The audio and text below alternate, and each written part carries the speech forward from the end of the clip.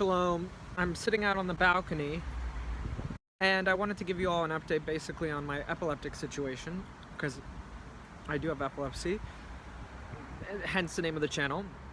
And so a few days ago, or not a few days ago, my brain is kind of fried, and you'll see why in a second. Around 2 weeks ago, I had a tonic-clonic seizure out of nowhere. I had not had one for a while. I thought that I was pretty much clear of it because of the medication I was on.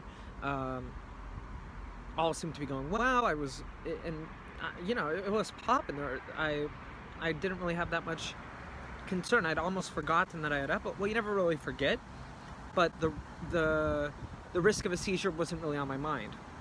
So I was at school, I was with my friend, and right before then, my friend and I had been at this meeting because we're both involved in the same organization. And after the meeting, we'd left the meeting to go to the library. And we were going, so basically because it's Montreal and it's freaking cold, a lot of the shit is underground. Pardon my French. And so we were going basically from the meeting in this building and then underground into this, and in the tunnel there's a bookstore, of all places, a campus bookstore, and my friend said, oh, I want to go look at a backpack. And all of a sudden, as we were walking into the store, this weird feeling overcame me.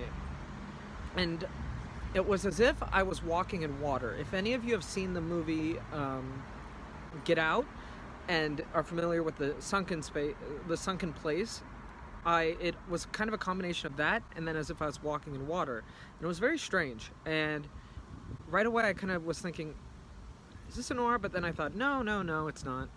And so we go in the bookstore, my friend's talking, he's like pointing at a backpack, and I increasingly just felt kind of disconnected. And the next thing I know, I'm waking up and there's paramedics, and my friend said, you had a seizure. And I go, what? And he said, you have a seizure. And then I said, okay. And then apparently I kept saying the same thing over and over, which is very common post-ictal. And allegedly, but obviously this did happen because who would make this shit up? Right before I had a seizure, and I don't remember this, I said to my friend, I'm having a seizure, make sure I don't hit my head. And he told me that as I was falling, he kind of tried to grab me, but so he sort of lessened the fall, but I still fell and I hit my head. And woke up, went to the hospital and all that, and it was very startling, but in a weird way, after a seizure, a lot of the time, at least in my experience, I get this kind of euphoric feeling in a way. I felt really good. I knew that it had a seizure, but it didn't really bother me. The reality didn't really set in. And I was in the hospital, and I'm in Canada, so it's not like the US where bada bing, bada boom, insurance, okay, we'll treat you right away. I was waiting and waiting and waiting, and I waited all overnight until, and I'm sorry if the audio quality isn't really good because of the wind and all that shit. But I was just feeling like pretty good and all that, and then slowly that feeling passed, and then it really hit me. It's disheartening, but also I'm very fortunate that I do have medication.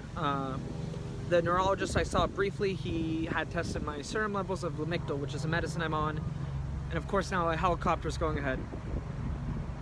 And so I'm on lamotrigine, and apparently my serum levels were pretty low because maybe I was metabolizing it quickly. I've been very compliant with the medication. I'd been on a lot of other medications, which I'm going to make a video on later because most of them suck, but Lamictal, lamotrigine has been terrific, and they raised my dose. So ever since then, I have had some cognitive things. I don't really, a lot of words are difficult for me in a way.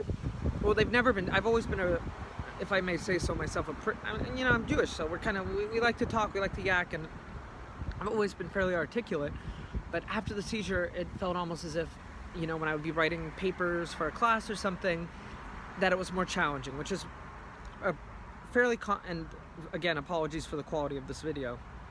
It's so Canadian that now I'm apologizing for stuff. Well, you know, whatever. But stuff like that, like tangents, and I know that you might be thinking, well, you know, that's normal, and perhaps there's a little bit of doubt in my head of thinking, is this something that is normal? You know, am I normally? Is how I feel a result of the seizure, or is it like a psychosomatic thing where I know that after a seizure there's a lot of things that kind of happen in the recovery process? And it was a very scary experience, but I'm optimistic. My I have amazing medical care. I'm really fortunate. I have 2 neurologists in the US. I don't have one here. But I'm just hoping, praying, you know, in the limited religious aspect that I do, religious part of me that I do have, it doesn't happen again. And my final kind of thoughts on this is to all you epileptic people out there, all of you suffering from epilepsy, is that, you know, enjoy every day. Don't obsess over it, don't think over it if you can, but also just keep in mind that it is something there. And it's something that for some people like me, I kind of thought was gone, and now it's back. Well, it's always been there, but it reared its ugly head. And it messed up my ear too, if you want to, you know. Is this for the ear? Yeah. But, so I had to have surgery on my ear, and oy vey. A lot of people that I've heard about who have had seizures multiple times a day, tonic-clonic. I've mainly had absence and only a few tonic-clonic. And, you know, you're heroes for dealing with this, going out there, still living your lives. And this has been a wake-up call for me too, you know. The day I had a seizure, and we still don't know exactly what the triggers were. I hadn't eaten. It was at 4. I had the seizure at 4. Bus went by. I had a seizure at 4, and I had only had a smoothie that day. Perhaps I was a little tired. I wasn't very stressed though. I was in a good mood. So I hadn't drank. I hadn't, you know, hit the club or anything like that. That's an update, and I'm gonna try to make more content. I did move. I do have some roommates, so I don't really know very well. Hopefully, I'll get to know them soon. And I'm going to try to make more content, though, about epilepsy, about Jewish life, about, you know, culture things. And I hope you all will join me in that. I'd love your comments, even those that are kind of, that I didn't understand. Someone called me a FUD, whatever that is. I think might be a slur or something, but, you know, people got to do what they got to do. So take care. If you're observing Yom Kippur, good luck with the fasting. I'm not fasting. And, yeah, see you all later.